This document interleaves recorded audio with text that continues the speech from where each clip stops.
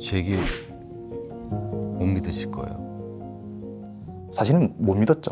좀 못 믿을 정도로 설마 그랬겠냐라는 생각이 들었을 정도로 좀 안 믿겼었고 그 사실 자체가 조금 놀라웠고 충격적이었고 그렇기 때문에 사실에는 처음에는 다는 믿지 못했던 것 같습니다. 그래서 다 못 믿어서 이 선생님 하는 말이 어디까지가 사실이고 어디까지가 뭐 과장일까 처음에는 조금 좀 거리를 둬서 생각해야겠다라는 마음이 들었었거든요.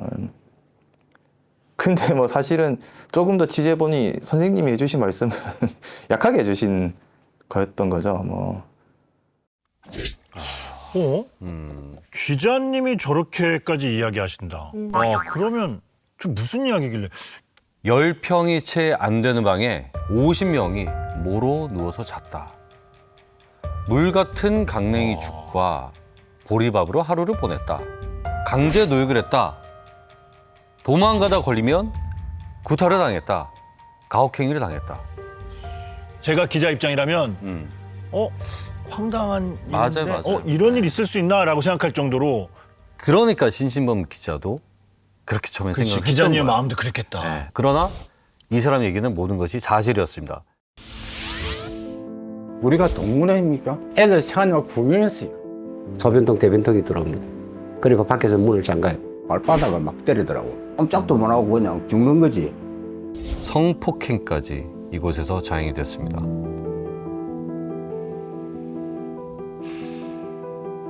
이거 무슨?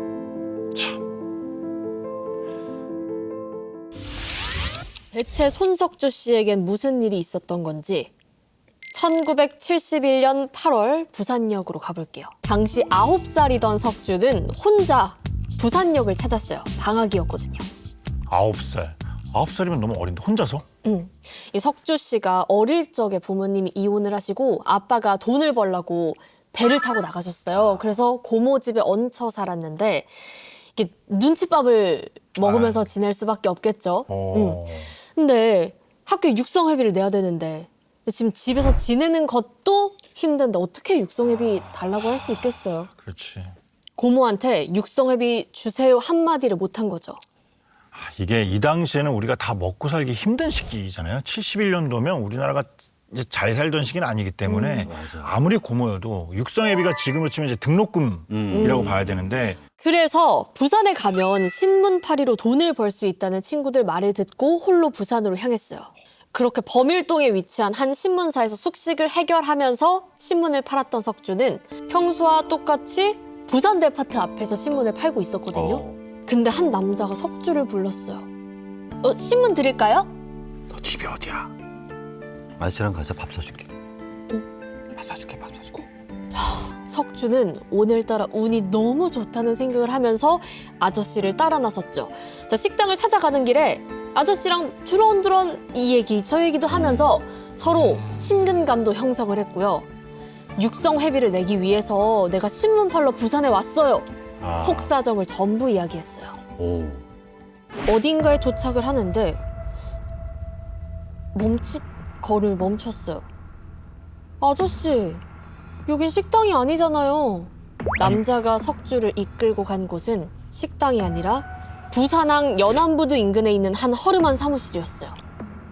석주가 무섭죠. 무섭다. 두려운 마음이 생겨서 울음을 터뜨리면서 집으로 돌아가겠다고 말했어요. 그런데 친절했던 이 남자 순식간에 태도가 돌변해요. 조용히 해! 저기 찌그러져 있어. 겁에 질린 석주가 반항을 하니까 갑자기 무차별적으로 뺨을 두세 차례 때리고 어머. 발로 폭행을 했어요. 진짜? 아니 여태까지 그렇게 친절했던 아저씨 갑자기 그렇게 남자에 의해 사무실 안에 갇히게 된 석주. 한 두세 시간 정도 흘렀을까?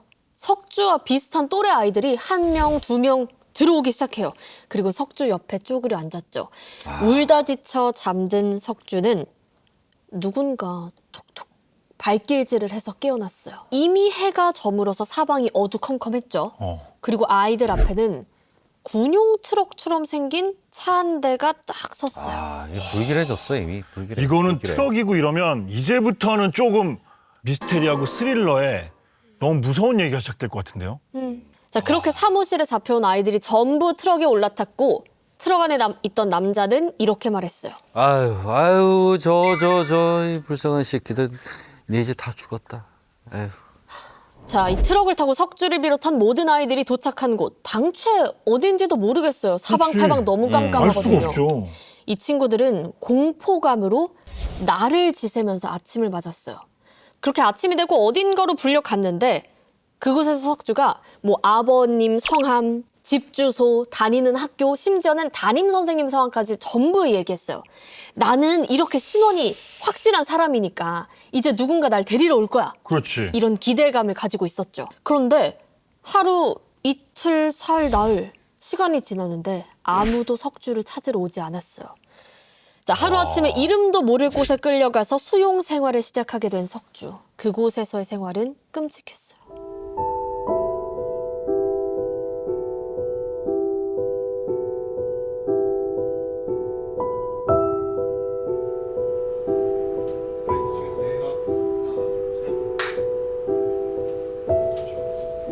생활은 아침 6시 기상하면은 아침 점호하고 그다음에 7시 식사하고 그다음에 방에서 정자세로 앞사람 뒷동성을 보고 있는 거예요.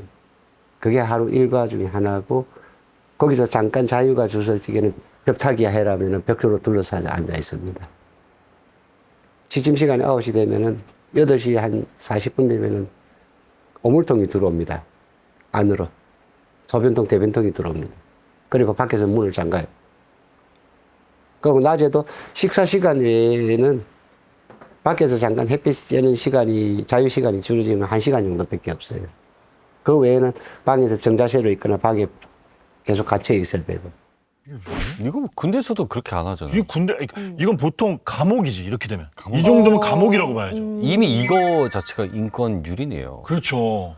그렇게 지옥 같은 끔찍한 생활을 하게 된 이곳. 바로 부산 장림에서 운영됐던 불황아 수용시설 영화숙 재생원.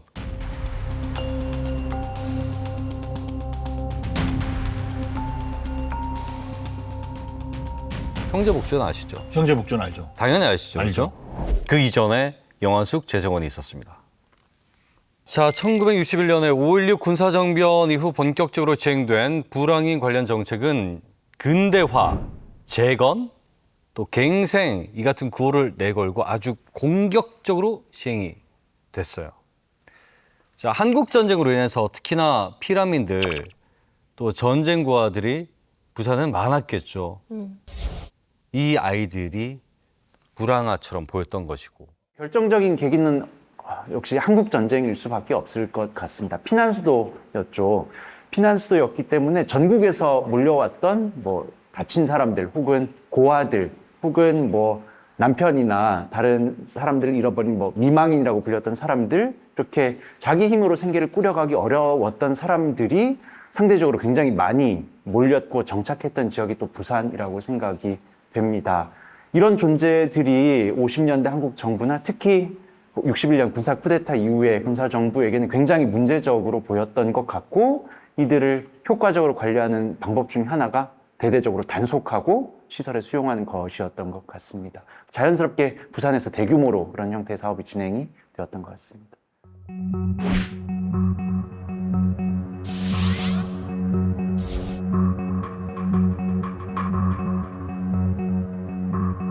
복지와 사회 정화로 위장한 이 시설, 알고 봤더니 일종의 감금 시설이자 인권 유린, 강제 노역, 폭력이 일상화된 지옥 같은 곳이었어요.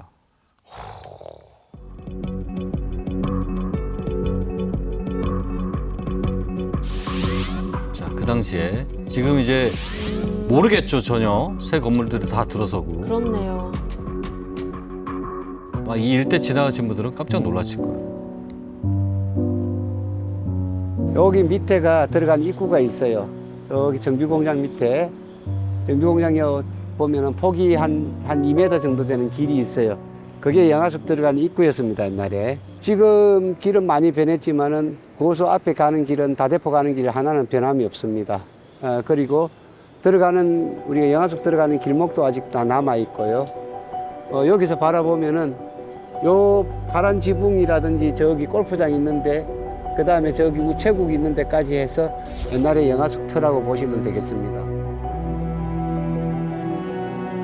처음 이제 출입을 맡았던 지역이 사하구였는데 초년병 때는 원체 기사가 잘 안 구해지니까 매일 뭘 찾아서 써야 되노 그거를 고민하고 있던 찰나에 저희 어머니가 맨날 제가 그것 때문에 집에 못 들어오고 늦게 오고 한 걸 보니까 일종의 제보식으로 저한테 이야기를 해주신 거예요. 나 어렸을 때 그 영화소라고 우리 동네에 있었는데 맨날 애들이 한겨울에도 빨가벗고 다니고 못 먹고 다니는 것처럼 애들이 머리를 빡빡 밀고 막 다니더라.